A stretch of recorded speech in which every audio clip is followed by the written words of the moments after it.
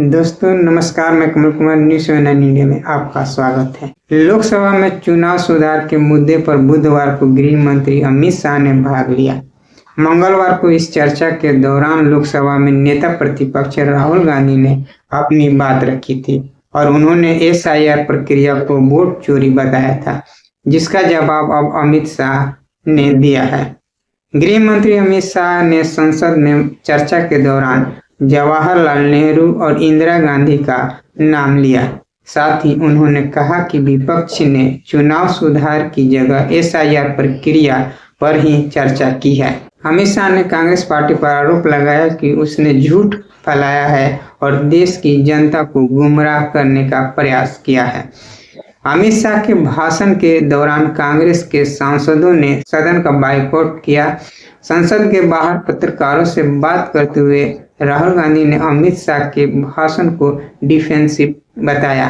राहुल गांधी ने संसद के बाहर कहा, गृह मंत्री का जवाब पूरी तरह से डिफेंसिव था। हमने जो पॉइंट्स रखे हैं उनका जवाब नहीं दिया।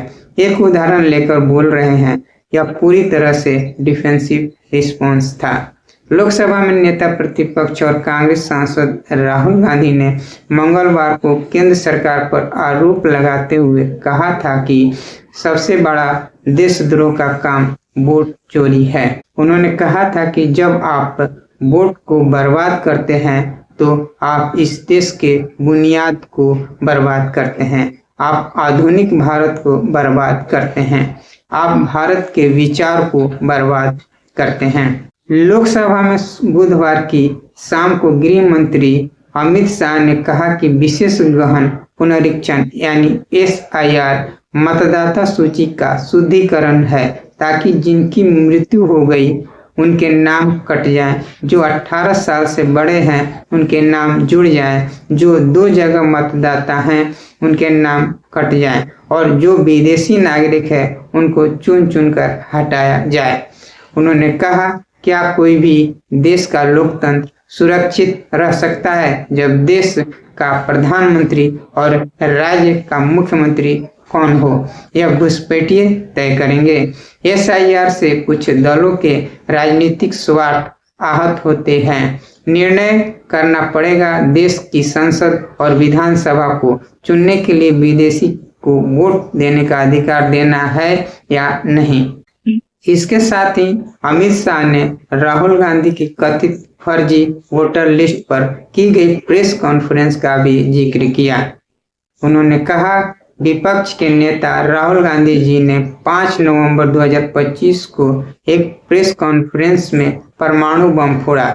उस परमाणु बम के अंदर उन्होंने कहा कि हरियाणा में एक ही घर में 501 वोट पड़ गए। चुनाव आयोग ने स्पष्ट किया कि हाउस नंबर 265 कोई छोटा मकान नहीं है, बल्कि 1 एकड़ के पुश्तैनी प्लॉट में कई परिवार रह रहे हैं और घर का नंबर नहीं दिया गया और यह फर्जी घर नहीं है और न ही फर्जी वोटर हैं।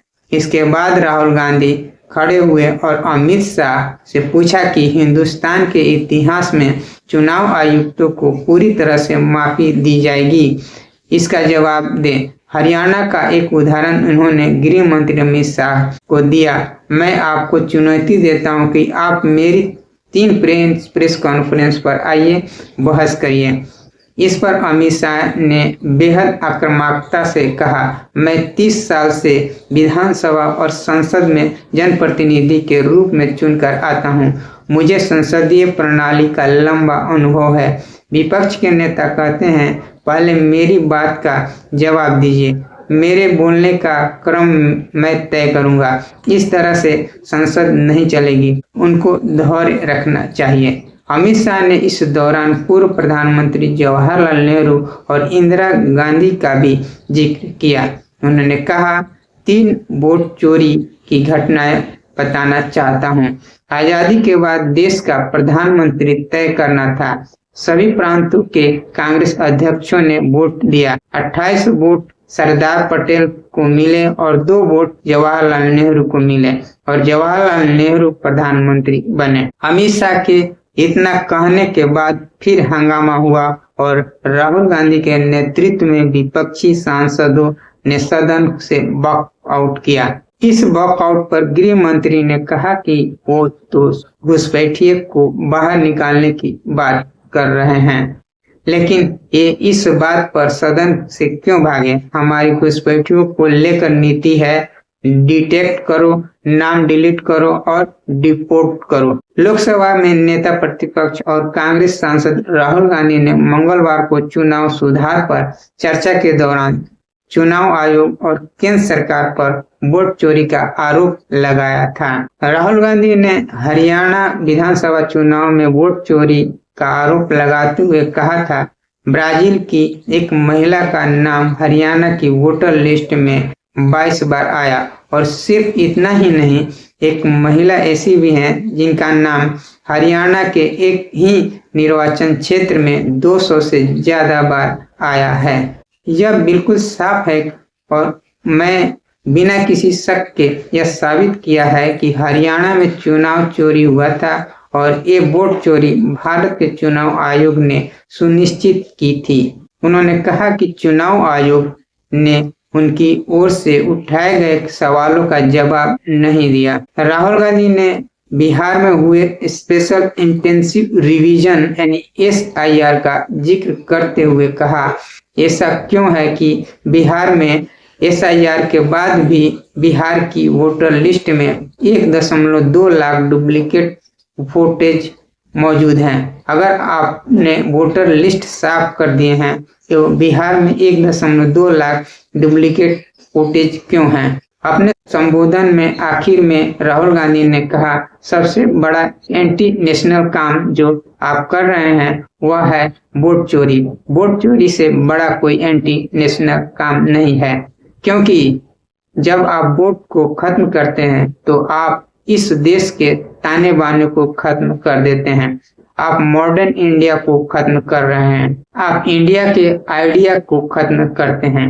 वोट चोरी एक एंटी नेशन काम है और जो लोग सदन में दूसरी तरफ हैं वे एंटी नेशनल काम कर रहे हैं। उत्तर प्रदेश के पूर्व मुख्यमंत्री और समाजवादी पार्टी के अध्यक्ष अखिलेश यादव ने कहा है कि सरकार SIR के बहाने NRC कर रही है।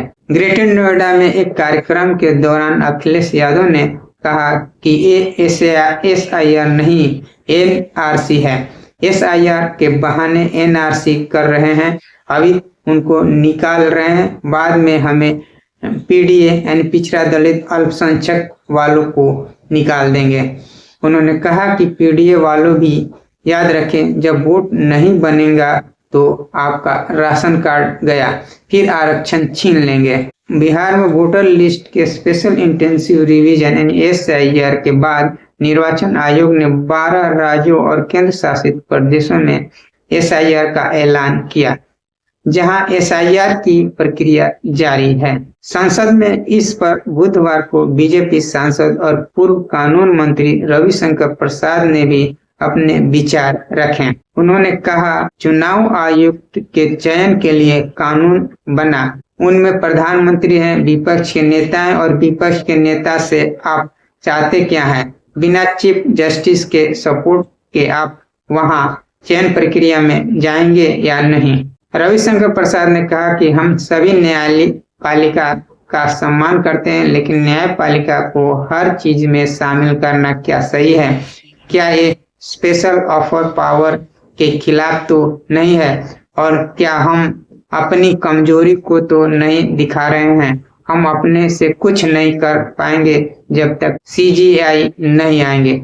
ये लोकतंत्र के लिए ठीक नहीं है। दोस्तों बस इतना ही, फिर अगली वीडियो के साथ हाजिर होंगे। नमस्कार।